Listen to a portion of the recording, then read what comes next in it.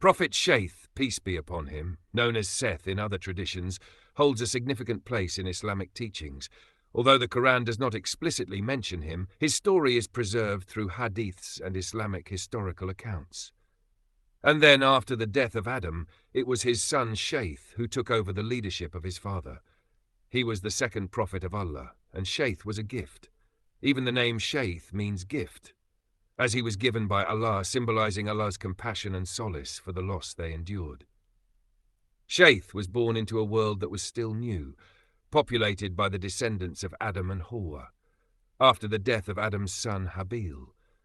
When Adam lost Habil, he was very upset, so Allah replaced Habil with Shaith, not only a righteous man, but a prophet of Allah. Most of the knowledge that he had was mentioned by Rasulullah, peace be upon him. Allah sent down 104 scriptures, 50 of which were sent down upon Shaith.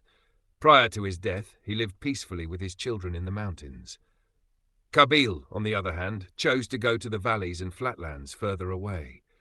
Shaith grew up to be righteous, wise, and obedient to Allah. He resembled his father, Adam, in his piety and understanding of divine guidance. Before Adam's death, it is said that Allah commanded him to pass on the knowledge and responsibility of guiding humanity to Shaith. Thus, Shaith became a prophet, continuing the legacy of monotheism and leading people on the path of righteousness. Shaith ruled with justice, but Qabil and his descendants spread corruption and evil. The people of the mountains were righteous, while those in the flatlands were not. Shaith forbade the mixing of the two groups, a rule that was followed for a long time, and it protected the righteous from corruption. Shaytan, who had refused to prostrate to Adam, had vowed to lead humans astray.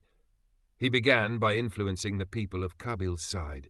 He used music and sound to entice them, creating instruments like the flute to produce sounds that fascinated people. They gathered around, slowly forgetting Allah's commands, and set aside days for entertainment and partying. Shaytan then approached some youth from Shaith's side, planting doubts in their minds about the prohibition of mixing with Qabil's descendants. Some of these youth eventually visited the flatlands and were drawn to the music, celebrations, and the beauty of the women there. Over time, this led to mixing, and sins like adultery and further corruption spread. Despite Shaytan's efforts, Shaith continued to guide his people and uphold Allah's commands. After his death, his son Enos took over, followed by his grandson Canaan, and then his great-grandson Jared.